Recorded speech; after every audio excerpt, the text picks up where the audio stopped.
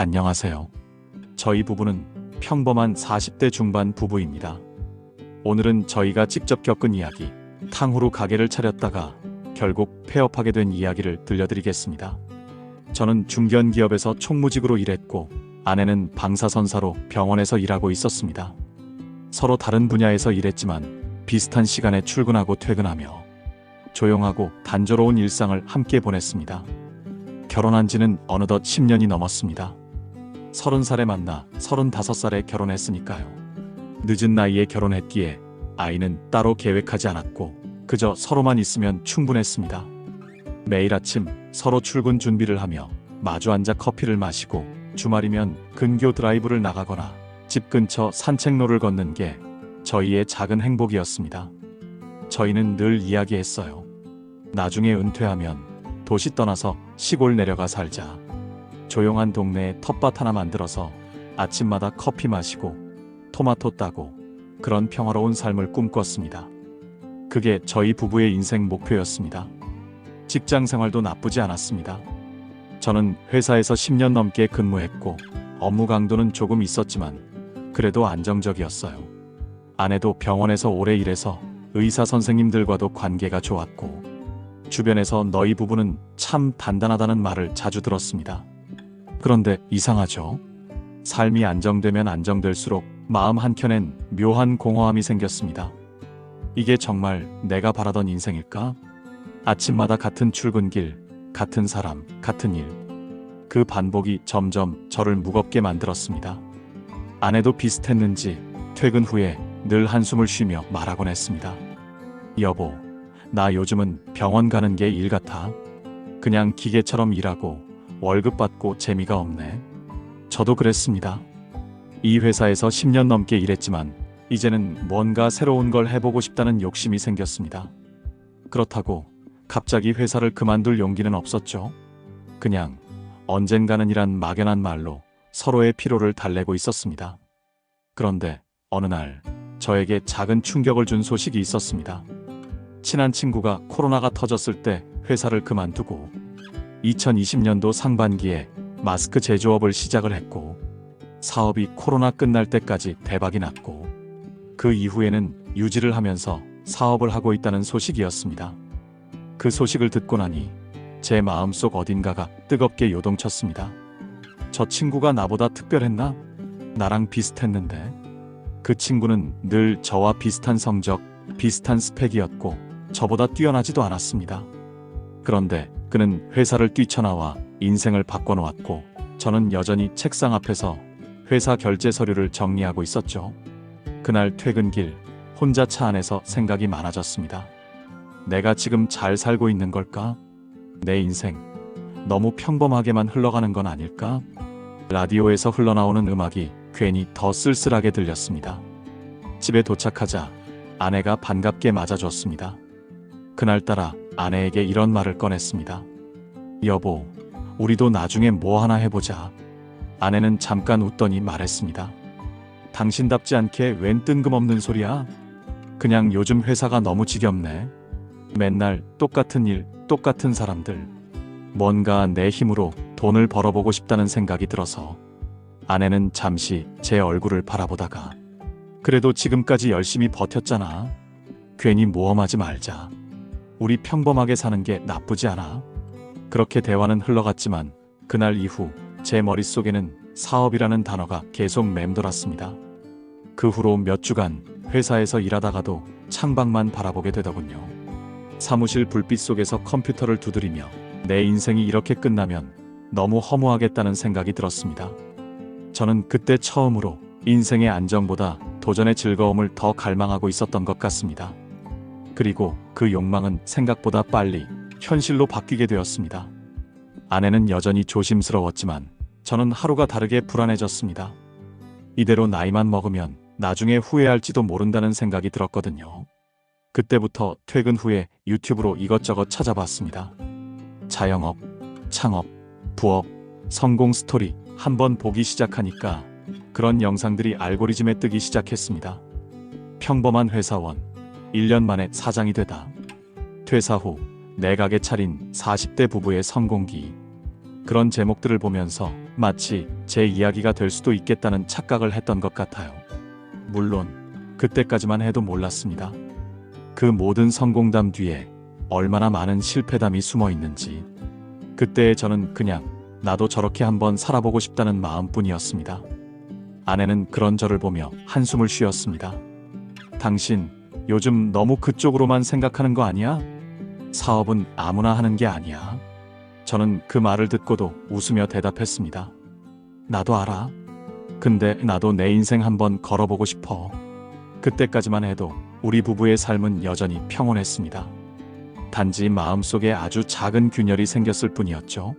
하지만 그 균열은 곧 우리가 예상치 못한 방향으로 퍼져나가게 됩니다. 그 시작은 바로 SNS에서 처음 탕후루라는 단어를 봤을 때였습니다.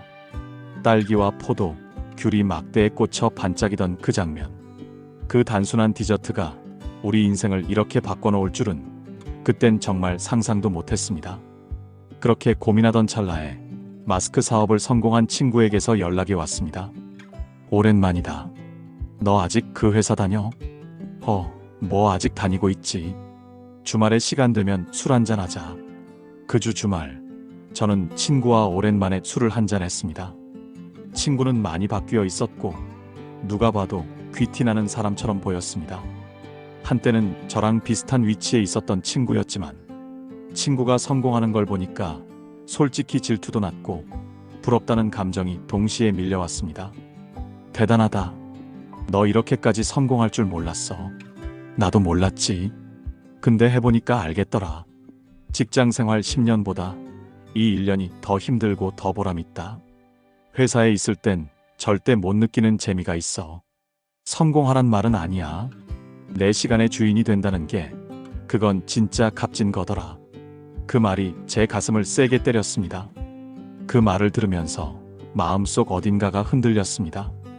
그날 집에 돌아오던 차 안에서 라디오에서 위험을 감수하지 않는 것이 가장 큰 위험이다라는 문장이 나왔는데 그게 꼭 저한테 하는 말 같았습니다. 그리고 집에 와서 그날 밤 아내에게 이야기했습니다. 여보, 나 요즘 진지하게 생각이 좀 있어. 무슨 생각? 회사 그만두고 나도 뭔가 내 일을 해보고 싶어. 아내는 젓가락을 내려놓더니 또 그 소리야? 지난번에도 얘기했잖아. 그건 그 친구 얘기지 당신 얘기가 아니야. 근데 그 친구도 나랑 똑같이 평범했잖아. 결국 실행한 사람만 달라진 거야. 아내는 한숨을 쉬었습니다. 우린 빚도 없고 집도 있고 지금 삶이 불안한 것도 아니잖아. 그게 문제야. 너무 평범해서 불안해. 그 말이 나오고 잠시 정적이 흘렀습니다. 저는 계속 열정적으로 설득했습니다. 그날 밤 거의 새벽까지 이야기를 나눴습니다. 결국 아내는 조용히 말했습니다. 그렇게 하고 싶으면 우리 같이 해보자. 나도 도와줄게. 며칠 후 저희 부부는 동시에 사직서를 냈습니다. 그 순간 이상하게 가슴이 벅찼습니다. 두려움보다 기대가 더 컸던 것 같습니다. 그렇게 한 달 정도 퇴직금 정리와 아내와의 모은 돈을 합쳐보니 계좌에는 2억 원이 있었습니다. 이 돈이면 대출 없이 해볼 수 있겠다라는 생각을 했고 그렇게 저희 부부는 여러 업체를 알아보다가 프랜차이즈 중 한 업체와 계약을 진행했습니다. 가맹비 1,500만원, 인테리어 2,500만원, 기계집기료 1,200만원, 간판비 및 홍보물 그리고 초기 재료비 800만원. 합치면 약 7천만원이 넘었습니다. 여기에 보증금까지 포함하니 총 비용은 9천만원이 들었습니다. 그 돈을 송금하면서도 솔직히 손이 약간 떨렸습니다. 하지만 그보다 더 컸던 건 설렘이었습니다. 아내도 처음엔 걱정이 많았지만 계약서를 쓰고 나오던 날에는 차 안에서 제 손을 잡으며 이렇게 말했습니다. 이렇게 된 거 후회 없이 해보자. 망해도 경험이라 생각하자. 그 말에 저도 웃으며 대답했습니다. 그래, 우리 이번엔 진짜 열심히 해보자. 그렇게 보증금 2천만원, 월세 280만원. 저희 부부의 첫 가게가 생겼습니다. 그날부터는 하루가 눈 깜짝할 새에 지나갔습니다. 인테리어 공사 소리, 페인트 냄새, 스티커 붙이고, 포스기 설치하고, 메뉴판 정리하고, 가게 오픈 준비라는 게 이렇게 바쁜 일인 줄 처음 알았습니다. 본사에서 내려온 매니저는 며칠 동안 탕후루 만드는 법을 직접 가르쳐 줬습니다. 탕후루는 설탕 온도가 생명입니다. 한번 타버리면 전부 버려야 해요. 저희는 하루 종일 설탕을 녹이고 과일을 씻고 꼬치에 꽂고 몇 번이고 연습했습니다. 첫 시식용 딸기를 만들던 순간이 아직도 기억납니다. 투명하게 굳어가는 설탕을 보며 둘 다 동시에 웃었습니다. 가게 인테리어도 마음에 쏙 들었습니다. 분홍색과 흰색이 섞인 귀여운 디자인, 유리 진열장 안에는 반짝이는 탕후루가 줄지어 놓여 있었습니다. 첫날 오픈을 앞두고 둘 다 잠을 설쳤습니다. 혹시 손님이 안 오면 어쩌나 걱정도 했지만 그 불안감은 다음날 아침 완전히 사라졌습니다. 오픈하자마자 손님이 몰렸습니다. 초등학생, 중학생, 커플들, 심지어 부모님 손잡고 온 아이들까지 줄을 섰습니다. 줄 서서 먹는 가게가 됐습니다. 오픈 첫날 매출이 130만 원이 넘었고 첫 주 매출은 910만 원을 넘겼습니다. 본사에서도 연락이 왔습니다. 사장님, 첫 주 매출이 아주 훌륭합니다. 우리 본사 홍보 영상으로 써도 될까요? 그날 밤 저희는 가게 의자에 나란히 앉아 매출표를 바라보며 웃었습니다. 이렇게만 되면 진짜 인생 바뀌겠다. 아내는 장난스럽게 말했습니다. 이제 시골 가서 살자는 말 취소할까? 서로 웃으며 농담을 주고받았지만 사실 그때 우리 마음은 진심이었습니다. 가게는 하루 종일 북적였습니다. 가게가 북적이는 그 순간이 너무 좋았습니다. 몸은 힘들었지만 이상하게 힘들지가 않았습니다.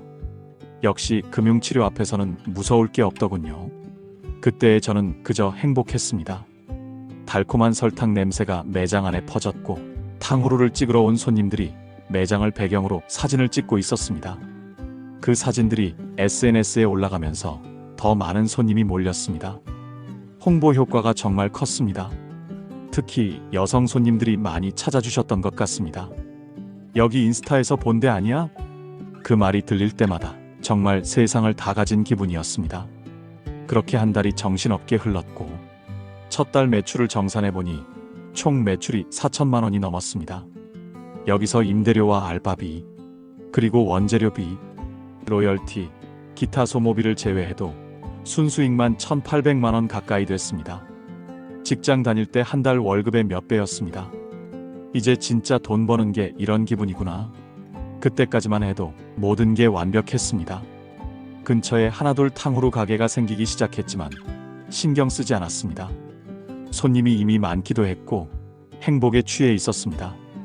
하지만 그 생각이 얼마나 안일했는지는 그로부터 몇 달 뒤 뼈저리게 깨닫게 됩니다. 그래도 한동안은 매출을 유지하면서 선방을 했던 것 같습니다. 그 다음 날, 그 다음 주 손님은 더 늘었습니다. 평일 오후 3시만 돼도 문 앞에 줄이 생겼습니다. 저희는 아침 9시부터 밤 10시까지 일했습니다. 탕후루를 만들고 재료를 손질하고 끝나면 설탕이 굳은 도구를 하나하나 씻어야 했습니다. 손끝에는 화상 자국이 남았고 설탕 냄새가 머리카락에 배어 하루 종일 달달한 냄새가 났지만 그게 싫지 않았습니다. 돈이 벌리니까 그저 행복했습니다. 두 번째 달 매출은 3천만 원이 넘었습니다. 주변 사람들도 부러워했습니다. 요즘 탕후루 진짜 잘 된다며? 퇴사하길 잘했네. 타이밍 완전 신의 한 수다. 주변 사람들의 칭찬 섞임과 부러움의 말들이 저희를 더 들뜨게 만들었습니다. 새벽에 일어나 과일 납품받고 냉장고 정리하고 가게 문을 열면 손님이 기다리고 있었습니다. 그 풍경이 너무 자랑스러웠어요. 아내도 어느새 표정이 달라졌습니다. 여보, 이제 우리 진짜 잘 된 것 같아. 이렇게만 유지되면 1년 안에 본전 다 뽑겠는데? 저는 웃으면서 대답했습니다. 1년은 무슨 3달이면 다 뽑지. 그 말이 얼마나 위험한 착각이었는지 그땐 몰랐습니다. 3달, 4달째까지는 잘 되었습니다. 매출이 좀 줄긴 했어도 유지 정도는 했으니까요. 그때쯤부터 아내가 조금씩 피로를 호소했습니다. 여보, 나 요즘 허리 너무 아파. 계속 서 있고 설탕 냄비 옮기다 보니까 힘드네. 조금만 버티자. 지금은 초반이니까. 하루 12시간 넘게 일하면서 밥은 제대로 먹지도 못했습니다. 탕후루 하나 먹고 버텼던 날도 있었죠. 하지만 그때의 저희는 지쳐도 행복했습니다.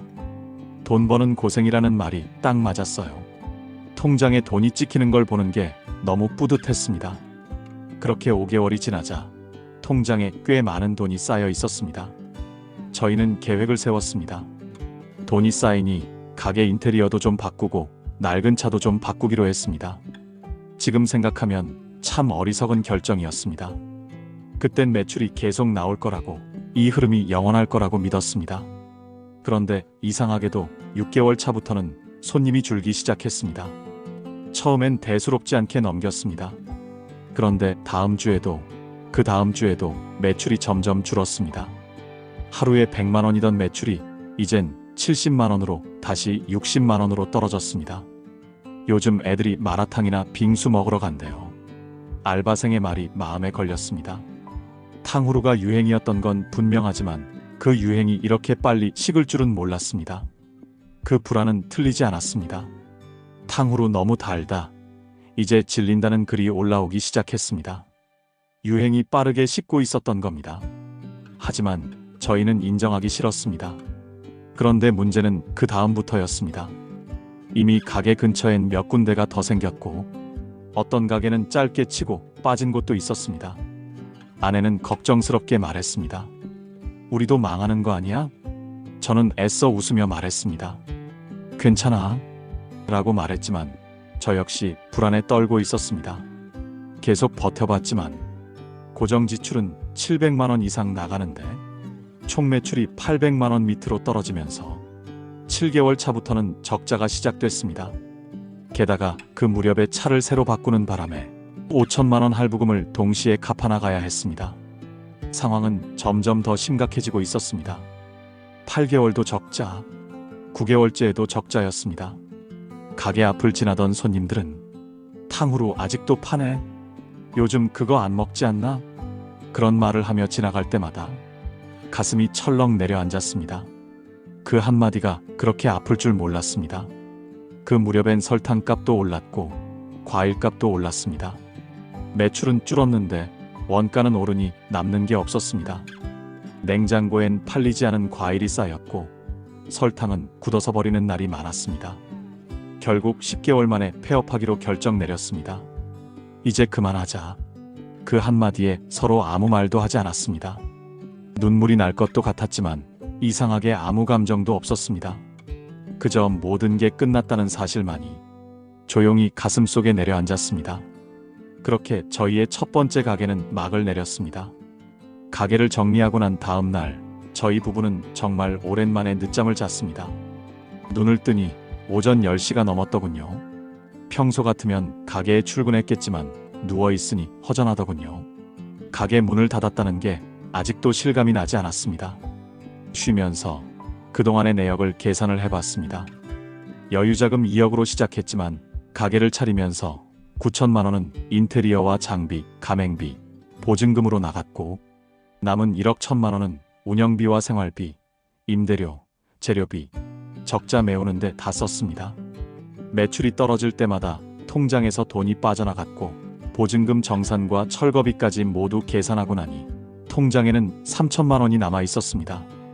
그리고 차 할부금 5천만 원 중 일부를 갚은 상태라 앞으로 갚아야 할 금액은 약 4,500만 원 정도 남아 있었습니다. 결국 저희에게 남은 건 그 할부금 뿐이었습니다. 할부금을 갚아야 되기 때문에 오래 쉬지도 못했습니다. 결국 아내는 이전 경력으로 다른 병원을 재취업을 했고 저는 사무직으로 다시 알아봤지만 나이가 많다고 뽑아주질 않았습니다. 그래서 급한 대로 쿠팡 알바를 뛰며 버티고 있습니다. 아내는 차를 팔고 남은 금액을 갚자고 제안을 했지만 저는 거절했습니다. 이 차마저 팔면 제 마지막 자존심이 무너지는 것 같았거든요. 아내는 고집 부리지 말라고 했지만 한편으로는 이해한다며 같이 도와주겠다며 위로를 해주었습니다. 저는 참 그 말이 고마웠습니다.